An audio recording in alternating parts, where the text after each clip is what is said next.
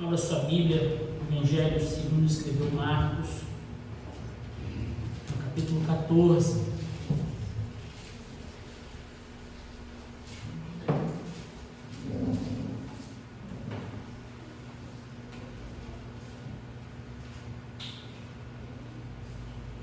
Nós faremos a leitura do verso 43 ao verso 52.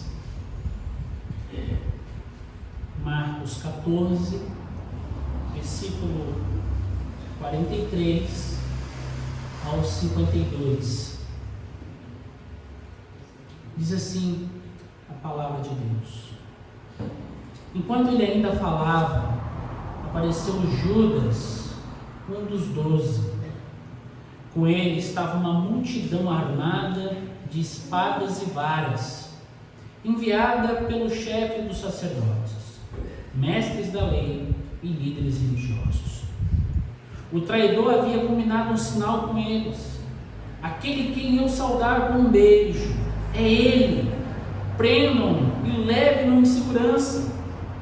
Dirigindo-se imediatamente a Jesus, Judas disse: Mestre, e o beijou. Os homens agarraram Jesus e o prenderam. Então um dos que estavam por perto puxou a espada e feriu o servo do sumo sacerdote, decepando-lhe a orelha. Disse Jesus: Estou eu chefiando alguma rebelião para que vocês venham me prender com espadas e varas? Todos os dias eu estive com vocês ensinando no templo e vocês não me prenderam, mas as escrituras precisam ser cumpridas. Então todos o abandonaram e fugiram. Um jovem vestido apenas um lençol de linho estava seguindo Jesus. Quando tentaram prendê-lo, ele fugiu nu, deixando o lençol para trás. Amém, irmãos? Vamos orar? Senhor Deus, nós lemos a Tua palavra e nesta hora pedimos que o Teu Santo Espírito nos auxilie, nos ajude a compreender o que o Senhor tem a falar aos nossos corações. Tenha misericórdia e compaixão de nós, em nome de Jesus. Amém. Amém. Podeis assentar, meus queridos irmãos e irmãs. Esta passagem que nós acabamos de ler narra a traição de Judas, a prisão de Jesus e o abandono de todos os discípulos. Esta passagem está diretamente ligada ao momento em que Jesus está no Getsêmani em oração. E nesta manhã eu gostaria de destacar 3 pontos que envolvem a prisão de Jesus e apresentar algumas aplicações deste episódio para a nossa realidade, para o nosso dia a dia. O primeiro ponto que eu gostaria de destacar é o sinal da traição. Se você observar atentamente os versos 43 ao 46, que diz: Enquanto ele ainda falava, apareceu Judas, um dos 12. Com ele estava uma multidão armada de espadas e varas, enviada pelo chefe dos sacerdotes, mestres da lei e líderes religiosos. O traidor havia combinado um sinal com eles: aquele a quem eu saudar com um beijo, é ele, prendam-no e levem-no em segurança. Dirigindo-se imediatamente a Jesus, Judas disse: Mestre, e o beijou. Os homens agarraram Jesus e o prenderam. Em Marcos, capítulo 14, versículo 18, quando Jesus ele estava comendo com seus discípulos, reclinados à mesa, ele afirmou categoricamente que um dos 12 iria trair. Tratava-se de um discípulo que estava comendo com Jesus no mesmo prato. Jesus, como um profeta, anunciou que um dos 12 iria traí-lo. E essa predição se cumpriu na passagem em que nós lemos nesta manhã. O traidor, ele é identificado como Judas, um dos 12. Judas Iscariotes foi uma pessoa muito próxima de Jesus. Jesus o chamou para ser o seu discípulo. E Judas tinha responsabilidades dentro do ministério público de Jesus. Judas era responsável pela bolsa de dinheiro, conforme registrado pelo Evangelho de João, no capítulo 12, versículo 6. Ao mesmo tempo, a Bíblia descreve Judas como um ladrão, pois ele costumava tirar o dinheiro que era depositado ali, naquela bolsa que estava sob a sua responsabilidade. Embora Judas fosse um discípulo de Jesus, ele era ganancioso e amava mais o dinheiro e a este mundo do que a Deus. Essa atitude de Judas é exatamente oposta, contrária à verdade do Evangelho, às verdades ensinadas por Jesus, a mensagem proclamada por Cristo. Jesus afirmou em Mateus 7, versículo 24: ninguém pode servir a 2 senhores, pois odiará um e amará o outro, ou se dedicará a um e desprezará o outro. Vocês não podem servir a Deus e ao dinheiro. Então Judas, acompanhado por uma multidão armada com espadas e varas, literalmente porretes de madeira, enviada pelas autoridades religiosas, tinha uma missão muito clara e muito bem estabelecida. E qual era essa missão? Prender a Jesus. Desde o início do ministério público de Jesus, a liderança religiosa de Israel tinha como missão prendê-lo e matá-lo. Eles sempre buscavam um momento oportuno para agir contra Jesus. A todo momento eles buscavam essa oportunidade de prender e de matar Jesus. Agora, com o traidor, as coisas facilitaram. Os chefes dos sacerdotes, os mestres da lei e os líderes religiosos enviaram uma multidão de homens armados, preparados para prender Jesus e para uma possível eventual resistência, caso ela acontecesse. Aqueles homens estavam prontos, preparados para qualquer coisa. Eles estavam ali para cumprir aquela missão, prender Jesus. Prontos. Finalmente, a liderança religiosa de Israel encontrou uma maneira de prender a Jesus. Eles botaram o plano em ação. Judas então combinou um sinal com aqueles que haviam sido designados para prender Jesus. E qual seria esse sinal? Uma saudação com um beijo. Algumas pessoas tentam apontar um sentido teológico para o beijo, mas é prudente entender o beijo de Judas apenas como uma forma de identificação na escuridão da noite. Olha o cenário, eles estavam em um olival que certamente dificultaria a identificação de Jesus, sobretudo à noite. Provavelmente nem todos os que haviam sido designados para prender Jesus o conheciam e teriam grandes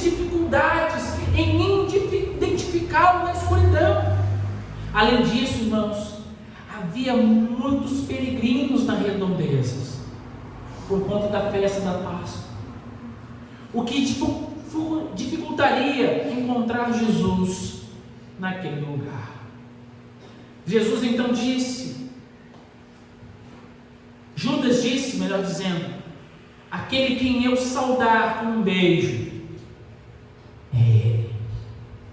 Prendam-no e levem-no em segurança. Preste atenção nisso, irmãos. O termo prender transmite uma ideia muito além de uma simples prisão. O termo prender, aplicado aqui ao texto, traz uma ideia de um sequestro, à força. Eles estavam ali literalmente para pegá-lo à força. E quando Judas diz, levem-no em segurança, irmãos, Judas não estava nem aí para a segurança física de Jesus. Ele não estava preocupado com o que aconteceria com Jesus. Mas a ideia aqui transmite que Jesus fosse levado em segurança, garantindo que ele não escapasse. Pegue ele de forma tão segura que ele não escape. É isso que Judas disse para aquelas pessoas que prenderiam a Jesus. E dirigindo-se imediatamente a Jesus, Judas disse, mestre, e o beijou. Ironicamente, Judas chama Jesus de mestre, reconhecendo que ele era seu mestre, ao mesmo tempo em que entrega aos seus inimigos. Judas chama Jesus de mestre, mas ao mesmo tempo, aí está aquele que eu me comprometi a entregar. Após chamá-lo de mestre, Judas o beijou. O beijo, irmãos, era uma saudação comum. Tinha como propósito, naquele momento, apontar para as autoridades o indivíduo exato que eles deveriam prender. E após ser identificado por Judas com o beijo da traição, Jesus foi preso. Eu chamo a sua atenção para esse episódio, que é marcado pela traição de Judas, que as palavras preditas por Jesus se cumpriram exatamente como ele havia dito. Embora a traição de Judas com um beijo seja horrível, uma coisa terrível, isso não surpreendeu Jesus,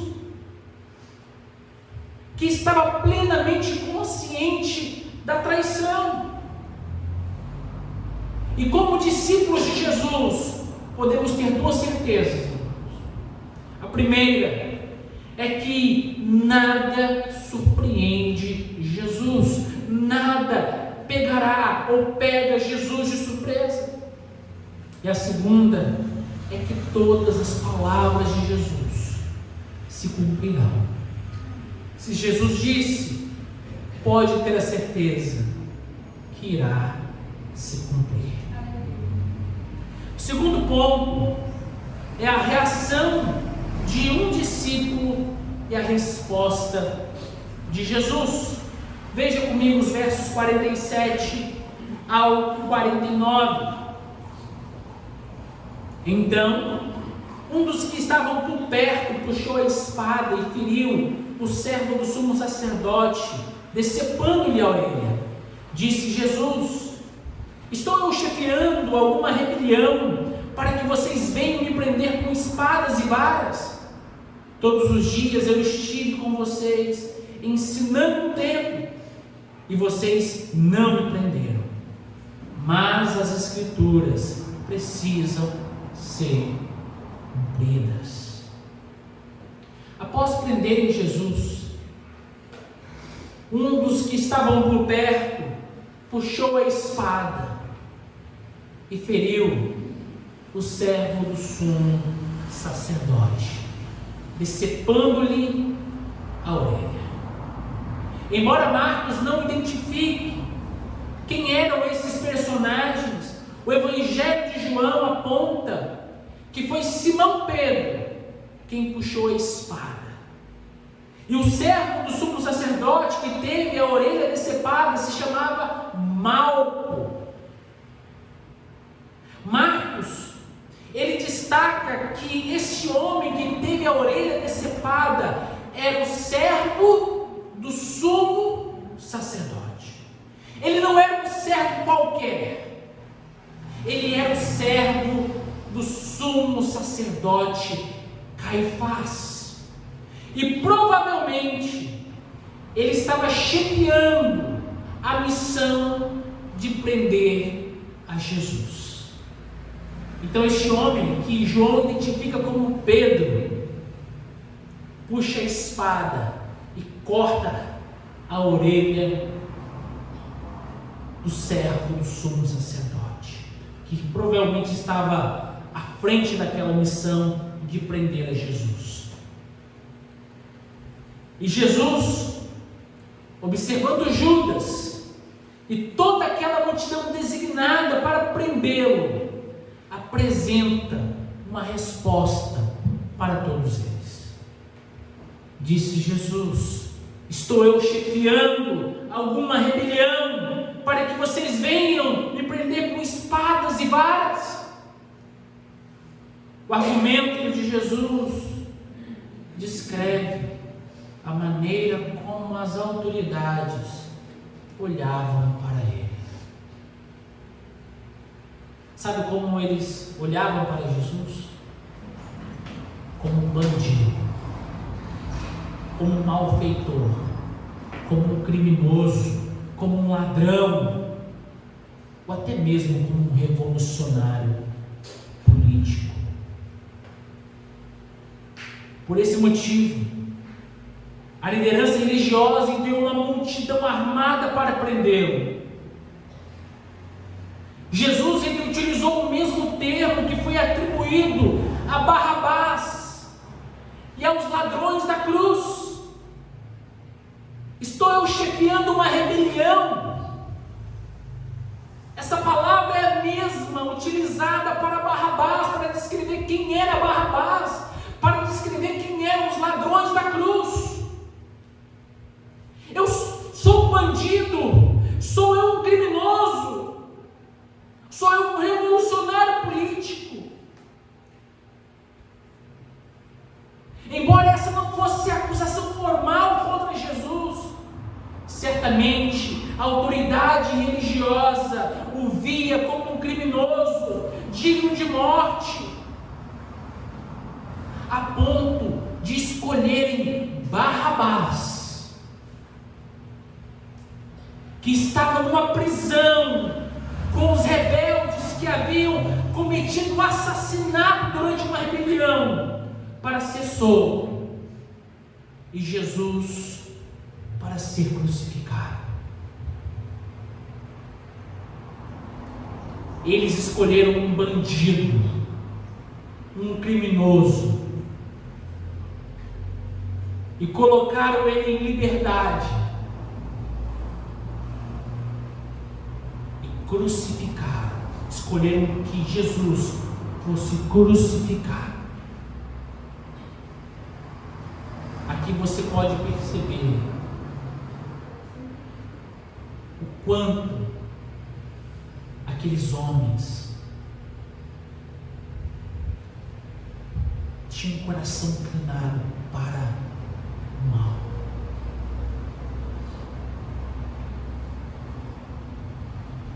Quanto o coração daqueles homens maquinavam a maldade, eles escolheram Barrabás, um criminoso, um assassino, um rebelde. Não, nós queremos Barrabás. E Jesus crucifica ele. Crucifica-o.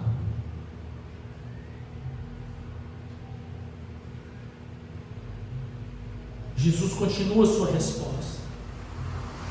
Todos os dias eu estive com vocês, ensinando no templo, e vocês não me prenderam. Jesus não era um bandido. Jesus não era um revolucionário político. Jesus não era um malfeitor. Jesus não era um assassino. Sabe o que Jesus ele era? Era um mestre. Estive todos os dias ensinando. Ele estava ensinando a palavra. Ele estava ensinando todos os dias a palavra. Eu sou mestre. E todos eles estavam lá no templo. Todos eles ouviram os ensinamentos de Jesus, mas eles não o prenderam. E aqui está sendo descrito a covardia e a maldade como prenderam Jesus à noite, sendo que eles tiveram a oportunidade de fazer durante a luz do dia.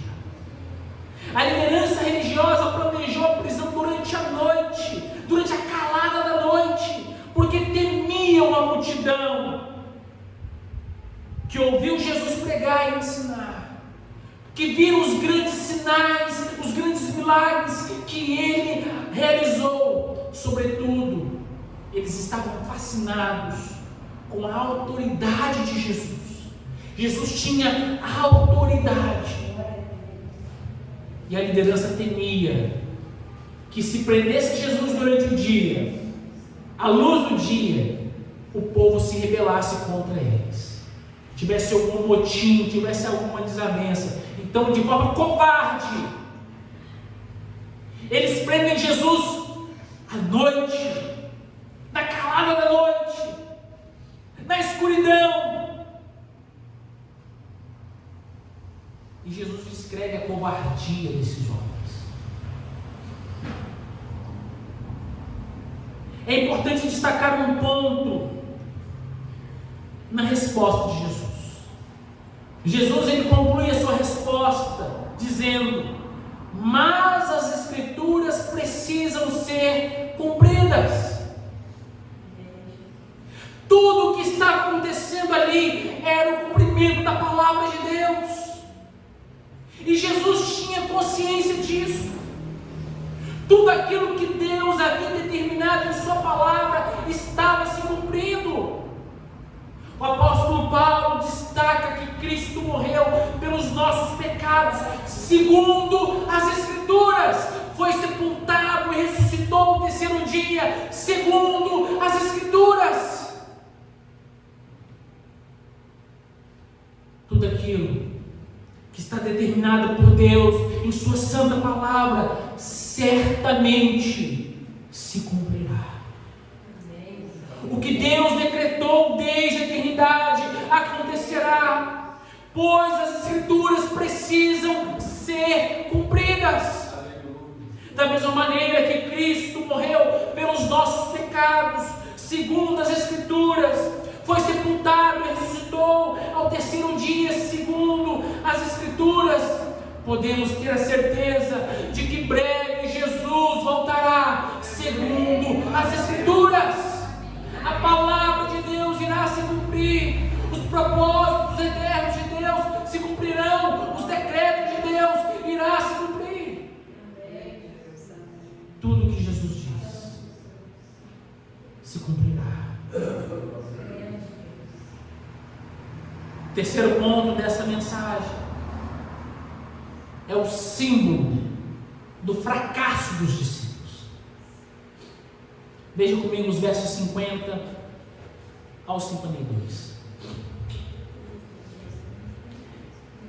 Então todos o abandonaram e fugiram. Um jovem vestido apenas um lençol de linho estava seguindo Jesus. Quando tentaram prendê-lo, ele fugiu nu, deixando o lençol para trás. Mais uma vez, como um profeta, as palavras de Jesus se cumpriram. Ele havia afirmado lá no versículo 27 desse mesmo capítulo, que todos os discípulos o abandonariam. As Escrituras estavam se cumprindo, pois ele citou o profeta Zacarias 13, versículo 7, pois está escrito: ferirei o pastor e as ovelhas serão dispersas. Foi exatamente isso que aconteceu. Após as declarações de Jesus, em resposta àqueles que ali estavam para prendê-lo, o texto diz que todos o abandonaram e fugiram. Veja, irmãos, na mesma cena, a segunda predição de Jesus acerca dos seus discípulos se cumpriu. Primeira predição: um dos 12 iria traí-lo. Aconteceu. A segunda predição: todos os discípulos iriam abandoná-lo. Aconteceu. Tem a terceira, que vai acontecer nos próximos episódios, né? Que é a negação de Pedro. Jesus disse que Pedro iria negá-lo, e negou ele. Naquela mesma noite, tudo aconteceu naquela mesma noite, naquela mesma madrugada. Vale destacar que a fuga dos discípulos só foi possível porque eles não eram alvo das autoridades. Veja, irmãos, se as autoridades quisessem prender todos eles prenderiam. Mas naquele momento os discípulos não eram alvo das autoridades. Eles não estavam à procura dos seguidores e dos discípulos de Jesus. Eles tinham um alvo estabelecido. Este alvo era Jesus. E Marcos vai destacar que ali havia um jovem vestindo apenas um lençol de linho, que estava seguindo Jesus. E quando tentaram prender esse jovem, ele fugiu nu, deixando o lençol para trás. Embora alguns estudiosos tentem desvendar quem era esse jovem, o texto não apresenta nenhuma pista. Apenas que se tratava de um jovem vestindo apenas um lençol de linho e que estava seguindo a Jesus. E quando tentaram prendê-lo, ele fugiu nu, deixando o lençol para trás. Talvez a melhor maneira de entender o porquê Marcos relatou esse episódio seja como um retrato de vergonha de todos aqueles discípulos. A nudez era sinal de vergonha. A nudez simbolizava a vergonha. A fuga vergonhosa daquele jovem retrata o quão vergonhoso foi os discípulos terem abandonado Jesus. O abandono dos discípulos está retratado na vergonha daquele jovem. Sabe aqueles discípulos que disseram: Senhor, se preciso for, morrerei em ti. Senhor, nós nunca iremos te abandonar. Nós nunca iremos te negar.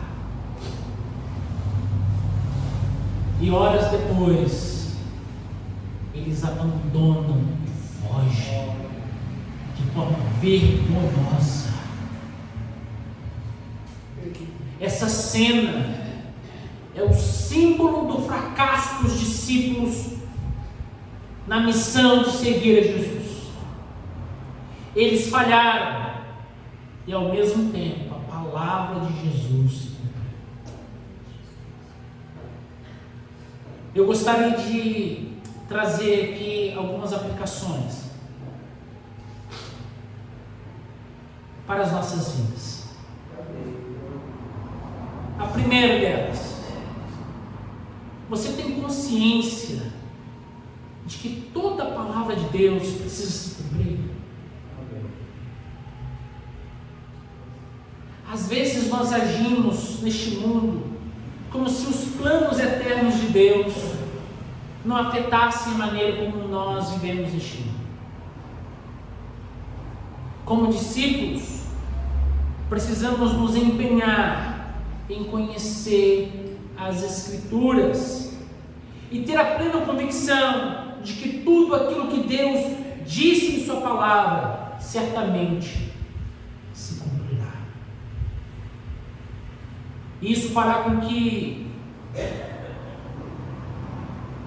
nós tenhamos uma visão completamente diferente neste mundo. Fará com que eu e você não venhamos a viver como se a palavra de Deus não tivesse nenhuma importância, nenhuma relevância para nós. Se você tem a consciência de que toda a palavra de Deus irá se cumprir, e você lê essa palavra, você é conhecedor da palavra do Senhor, a maneira como você vive neste mundo deve ser completamente diferente daquele que não conhece a palavra de Deus, daquele que não tem essa convicção de que a palavra de Deus se cumprirá. Mas uma coisa você pode ter total certeza: tudo o que Deus disse certamente irá se cumprir.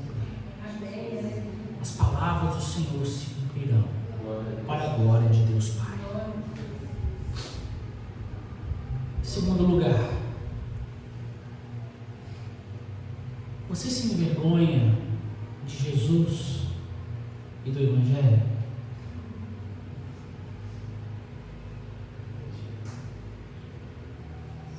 Os discípulos fracassaram. Judas traiu Jesus. Todos os outros abandonaram e fugiram. A traição e a fuga e o abandono representam a desonra e a vergonha de Jesus e do Evangelho. Naquele momento os discípulos desonraram Jesus e tiveram vergonha de Jesus. Quantas vezes nós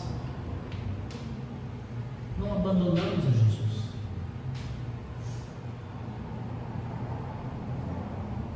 Quantas vezes nós nos envergonhamos de Jesus?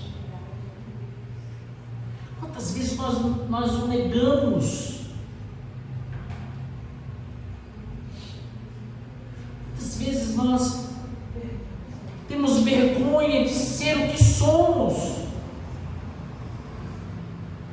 Mesmo que você negue veemente, de forma veemente, mesmo que você diga como Pedro e como os outros discípulos: nós não te negaremos, nós nunca te abandonaremos, nós não teremos vergonha do Senhor. Basta fazer uma autocrítica e constatará que não é bem assim. Quantas vezes você já omitiu que era um cristão?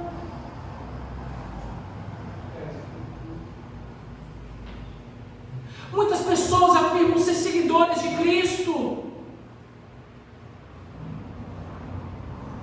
e tem coragem, sabe, de compartilhar uma piada de mau gosto,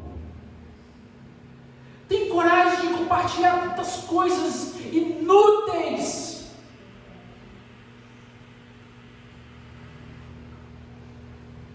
com as pessoas contar, mas não tem a mínima coragem de compartilhar a mensagem do Evangelho, compartilhar uma pregação, talvez um versículo. Eu não posso compartilhar o que essa pessoa vai pensar de mim, mas a piada você compartilha, ela vai rir, vai se alegrar. Será que você não tem vergonha de Cristo? Será que você não tem vergonha de quem você é? Vergonha do Evangelho?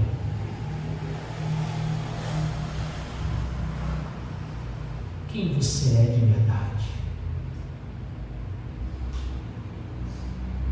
Será que você não está fugindo do seu chamado, da sua responsabilidade?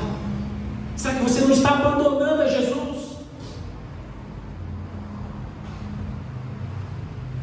Essas pessoas amam o Senhor da boca para fora, mas no fundo, o coração dessas pessoas tem vergonha de quem Cristo é na sua vida. Aqui na igreja todo mundo diz: eu amo Jesus. Jesus, glória a Deus. Jesus, tu és lindo, tu és maravilhoso. Levanta a mão e canta. Mas sai daqui como se Jesus não existisse, como se o Evangelho não existisse, como se você não fizesse parte desta aliança.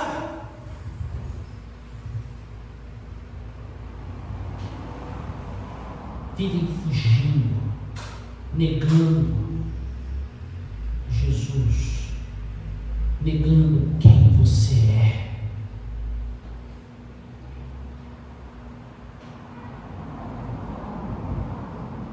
O apóstolo Paulo, escrevendo à igreja de Roma, no capítulo 1, no versículo 16, ele disse: não me envergonho do Evangelho, porque é o poder de Deus para a salvação de todo aquele que crê, primeiro do judeu, depois do grego.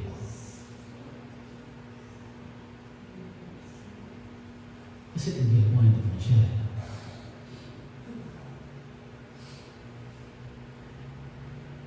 Então por que você vive como se tivesse vergonha dele?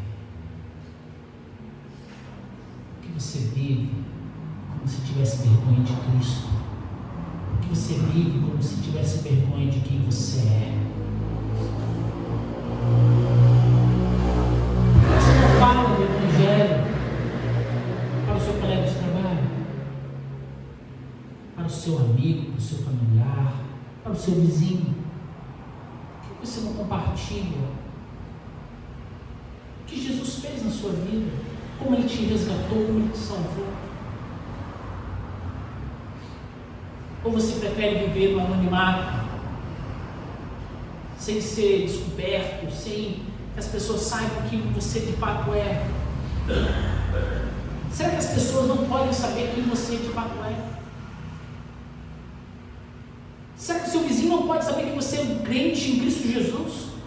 Será que o seu amigo, seu colega de trabalho não pode saber que você ama Jesus?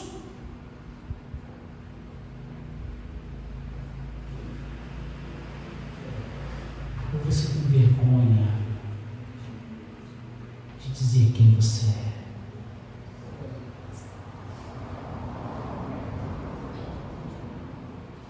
Os discípulos fugiram. Judas o traiu.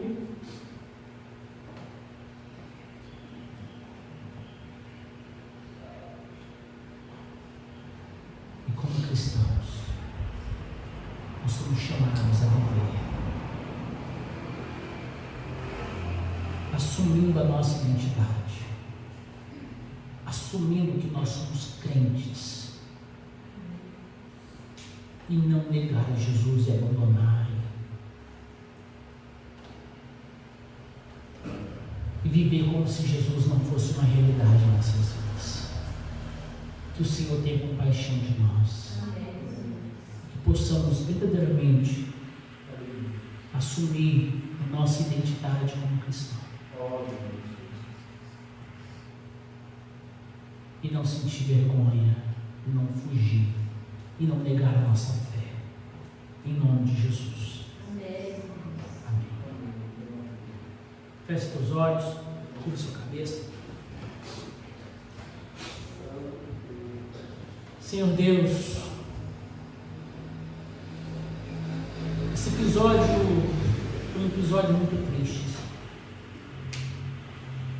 Episódio que narra a prisão do Senhor, mas também a traição de um dos 12, e o abandono de todos os discípulos, a fuga de todos os discípulos. O Senhor ficou só. O Senhor enfrentou o Calvário só.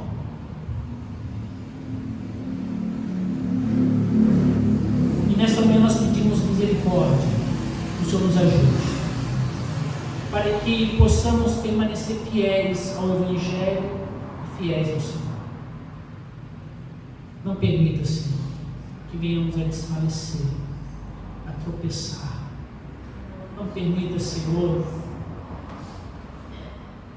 que nós venhamos negar a Jesus, mediante tudo que o Senhor já fez por nós, e nós não sendo merecedores de absolutamente nada. Ajude-nos, Pai. Tenha compaixão e misericórdia de nossas vidas. Possamos permanecer fiéis ao Senhor, fiéis ao Evangelho, para a glória e honra do Senhor.